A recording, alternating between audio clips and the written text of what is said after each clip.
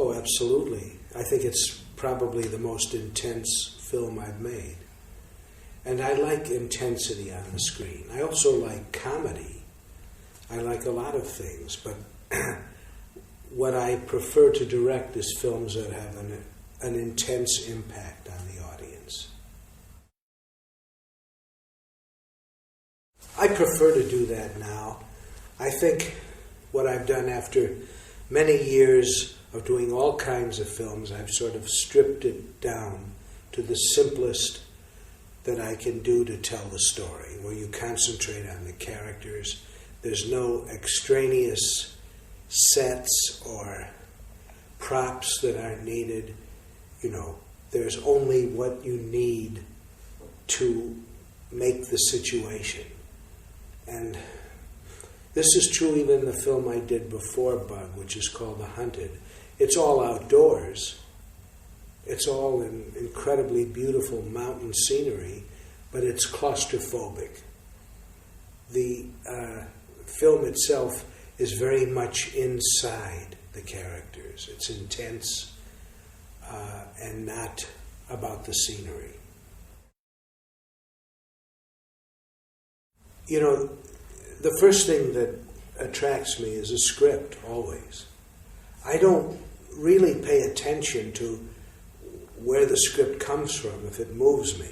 It could be an original idea, it could be from a novel, it could be from a play.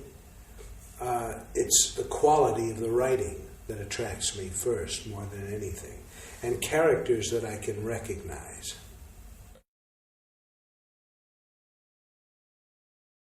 No, I don't find it extreme at all.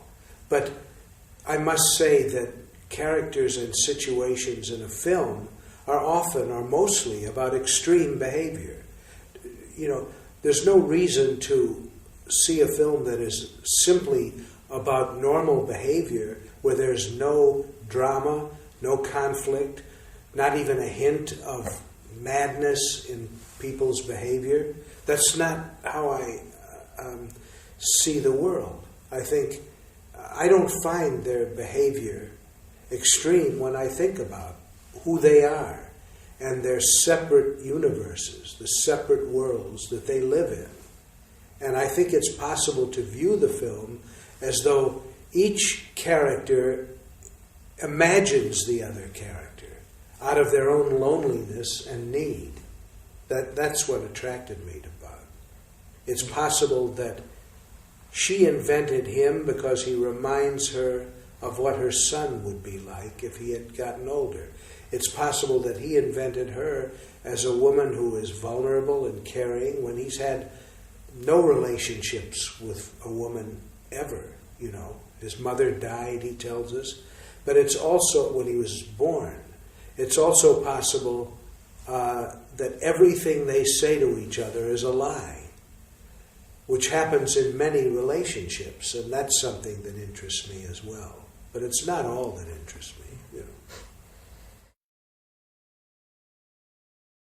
I don't think so, no, because it's much more unique, and it is certainly not the kind of big studio fare that's being made in Hollywood today, which are mostly teenage comedies and sequels, and most of the films I think that are made in Hollywood today are strictly to make a profit. And it's always nice when that happens, but, you know, that's not my primary motivation. Well, you may I don't agree that it's extreme. You may find it extreme, and don't expect me to respond to a question that I don't agree with, and then I take your position and respond to that. You know, in my opinion, these are people who live in separate worlds, in a parallel universe. And if you say their behavior is extreme, I see extreme behavior in the street every day. Or I see what governments do. And I find that the behavior of most governments and politicians is extreme. the behavior of the people in Bug is nothing like the extreme of what goes on in the world. Well, the way I work with any actor on any scene, you talk about the underlying philosophy of their characters. You speak about what you know about these characters and what they know and what they feel until you arrive at a common belief about how these scenes should be played. And then I don't rehearse it a lot because I love spontaneity in front of the camera. So I don't rehearse, and I'll only do another take if there's a technical flaw, if a light falls down or something.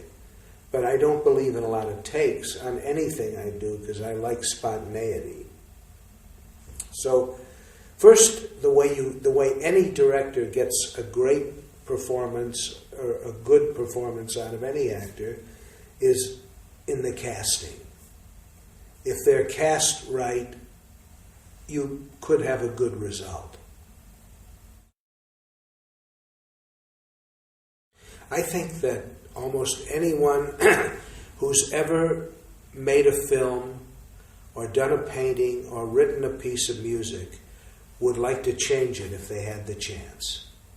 Because you have different ideas at different times in your life about work that you've done, creative work that you've done. Your attitude changes. Your philosophy very often, hopefully, is enhanced or is broadened. There's a story about the great post-impressionist Pierre Bonnard, whose works hung in the Louvre. And one day Bonnard went into the Louvre with a little canvas and a brush, and he started to paint over one of his paintings. And he was grabbed immediately by a guard, and they started to take him away. And he said, "But I am Bonnard. This is my painting, and I'm correcting it. I'm making it better." And the guard said, "Monsieur Bonnard, it's in the Louvre. It's finished." But that's not what Bonnard thought. And I think anybody, now that's sort of extreme behavior, you might say, but it's what he felt. And I know so many people who, if they had the chance, now you don't get that chance often, but many of the painters whose lives I'm aware of had canvases in their studios for years before they showed them. Years. Even decades.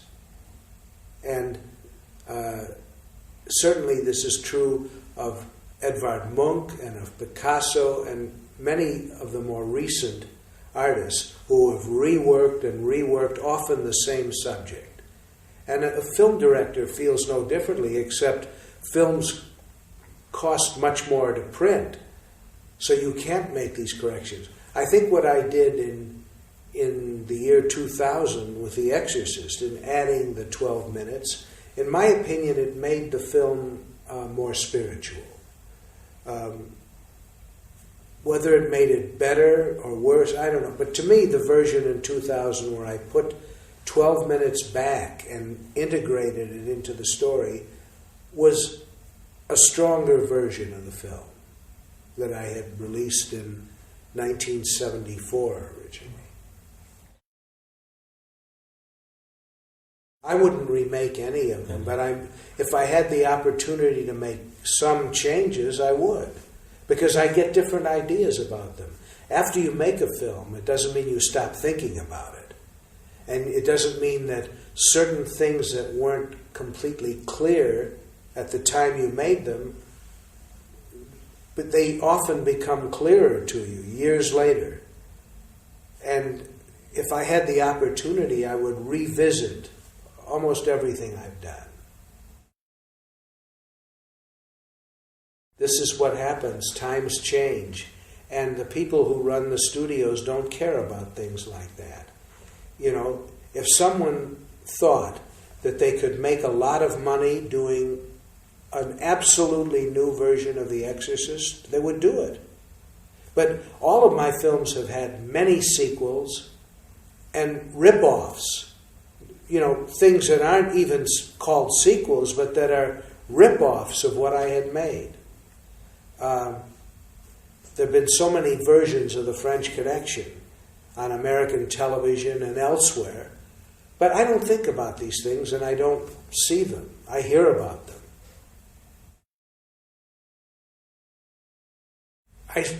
The films I've always liked, I still admire, yes. And I learn more from life experience and a different understanding of human nature that you get as you get older. I still watch the movies I loved originally more for pleasure and entertainment value than learning from them. But I had learned so much from them for so many years that it's more like revisiting old friends than seeing them originally, like when I saw Citizen Kane and it showed me that what it was to be a filmmaker. And then I saw other films that showed me what is possible to do with different stories. Like a film that influenced me tremendously before I did The French Connection was the movie Z or Zed by Costa Gavras. And that gave me the freedom and the inspiration to make The French Connection the way I did. If I see it now, I don't see it and take the same thing from it. What I take from it now is just a reminder of how much I enjoyed it originally and how unique it was at the time. Sure, but why would I want to answer a lot of technical questions? If you see a magician, he's not going to tell you how he does the trick. But if he did tell you how to do the trick, you'd say, oh, you'd be disappointed. Because a film should be something that people can believe in.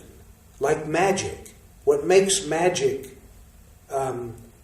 as inspiring as it is and awesome is that you believe it. You believe that the man can make a card or an animal disappear, or he can make an elephant appear. Now, it's a trick. It's based often on simple mathematical equations or optical truth. But I really don't want to know how the great magicians make tricks. I saw a trick once by a great magician called David Copperfield. And I saw him on stage on a bicycle, motorbike.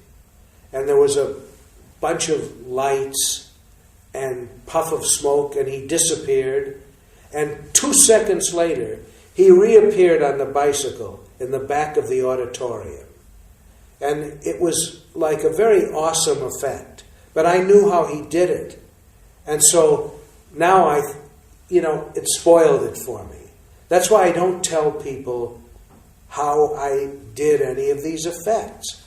And when I do, on the few occasions when I've told people how we make the girl's head spin in The Exorcist and various other things, they're disappointed because it wasn't real. They thought it was real. Yes, it's real. I took this girl's head and I made her turn it completely around and snap the bones in her neck.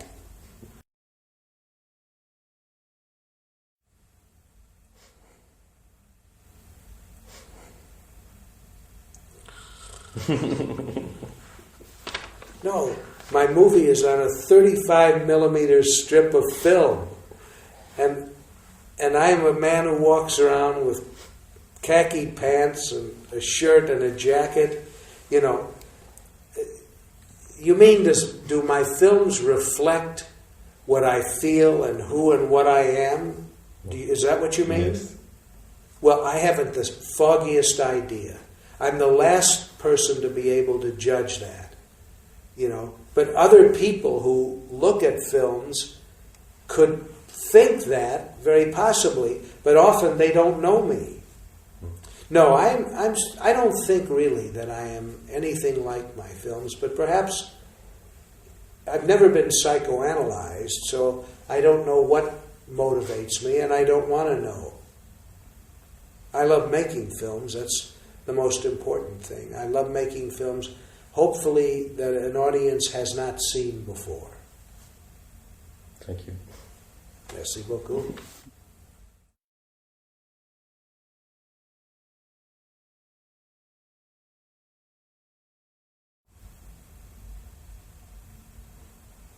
The Da Vinci Code.